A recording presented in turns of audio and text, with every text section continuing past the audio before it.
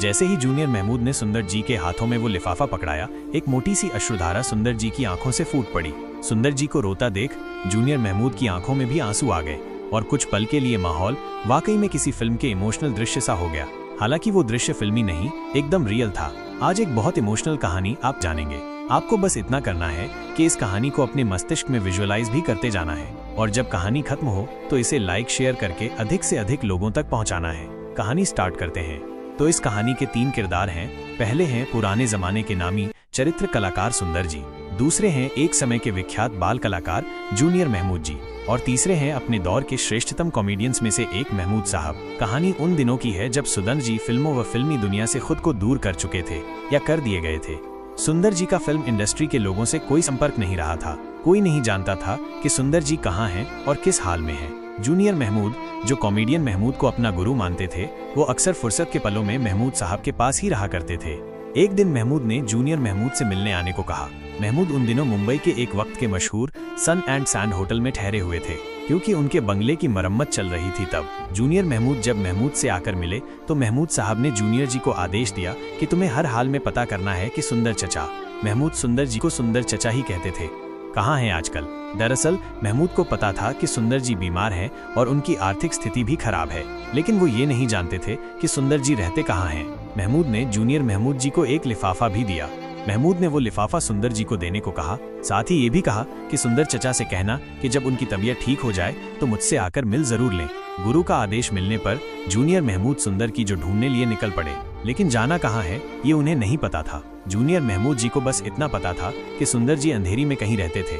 Junior जी अंधेरी पहुंचे और उन्होंने सुंदर जी के ठिकाने के बारे में पूछताछ की। पता चला कि सुंदर जी तो अब अंधेरी में रहते ही नहीं हैं। जूनियर जी ने सुंदर जी को कई और जगहों पर भी तलाश किया, लेकिन उनका कुछ पता न चल सका। इत्तेफाक से जूनियर महमूद जी को याद आया कि डायरेक्टर प्रोड्यूसर एच.एस. रवेल जी से सुंदर जी की बढ़िया दोस्ती थी, तो जूनियर महमूद रवेल साहब के घर पहुंच गए। वहां उन्हें पता चला कि सुंदर जी तो मुंबई छोड़ चुके हैं, वो दिल्ली में रहने लगे हैं। जूनियर महमूद बड़ा निराश हुए क्योंकि दिल्ली में सुंदर जी कहाँ थे वो रवेल साहब को भी नहीं पता था। आखिरकार जूनियर महमूद ने अपनी तलाश खत्म कर दी और तय किया कि अगर सुंदर जी का पता चल सका तो महमूद साहब का दिया लिफाफा उन्हें पकड़ा देंगे, नहीं तो वो लिफाफा वापस महमूद को लौटा देंगे। कोई 15 दिन बाद जूनियर महमूद को किसी ने बताया कि आप जिन्हें तलाश रहे हैं वो अंधेरी ईस्ट के मरोल इलाके में दिखे हैं। जूनियर महमूद फौरन सुंदर जी को ढूंढने मरोल पहुंच गए। उस इलाके में जूनियर महमूद के कई परिचित रहा करते थे। अपने एक परिचित से जूनियर महमूद मिले और उन्हें सुंदर जी के बारे में बताया। जूनियर जी ने उनसे विनती की कि सुंदर जी को ढूंढने में मेरी मदद करिए। जूनियर जी के वो परिचित एक अमीर इंसान थे। उनके यहाँ कई लोग काम करते थे। उन्होंने अपने कर्मचारियों से जूनियर जी के बताए हुलिये वाले आदमी को ढूंढने को कहा। कुछ दिन बाद जूनियर जी को पता चला कि मरोल की एक पुरानी बिल्डिंग में एक शर्मा जी अपने परिवार के साथ रहते हैं। उन्हीं के घर उस हुलिये के आदमी को आते जाते देखा गया है जिसे जूनियर महमूद तलाश रहे हैं। बस फिर क्या था, जूनियर महमूद फौरन शर्मा परिवार के घर पहुंच गए। उन्होंने डोरबेल बजाई तो हाफ पैंट और सैंडो बनियान पहने एक बुजुर्ग सा दिखने वाले आदमी ने घर का दरवाजा खोला। वो सुंदर जी थे। जूनियर महमूद फौरन उन्हें पहचान गए क्योंकि वो उनके साथ कुछ फिल्मों में काम कर चुके थे। हालांकि सुंदर जी ने जूनियर महमूद को नहीं पहचाना था। सुंदर जी के लिए जूनियर महमूद को पहचानना मुश्किल भी था क्योंकि जब जूनियर महमूद ने उनके साथ काम किया था तब जूनियर महमूद बाल कलाकार हुआ करते थे, मगर अब तक तो जूनियर महमूद अच्छे खासे बड़े हो चुके थे। जूनियर महमूद को देख सुंदर जी ने उनसे पूछा, कौन है तू भाई? जूनियर महमूद ने फौरन सुंदर जी के पैर पकड़ लिए। जूनियर महमूद उनसे बोले, मैं आपका जूनियर महमूद हूँ बाबूजी। ये सुनते ही सुंदर जी अवाक रह गए। उन्होंने जूनियर महमूद को उठाया और अपने गले से लगा लिया। फिर तो सुंदर जी जूनियर महमूद से ऐसे गले मिले जैसे बरसों पुराना कोई दोस्त मिल गया हो। सुंदर जी भावुक हो चुके थे। जूनियर महमूद की आंखें भी नम हो गई थी। शर्मा परिवार के लोग उस दिन कहीं गए हुए थे, यानी सुंदर जी तब घर में अकेले थे और उन्हें इस बात का बहुत अफसोस हो रहा था कि उनका इतना पुराना साथी आज उनसे मिलने आया है, लेकिन उस साथी को खिलाने के लिए घर में उनके पास कुछ भी नहीं है। सुंदर जी जिस शर्मा परिवार के घर में ठहरे हुए थे वो उनके फैन थे। जिन शर्मा जी का वो घर था वो सुंदर जी को बहुत चाहते थे और अच्छे दोस्त भी बन गए थे।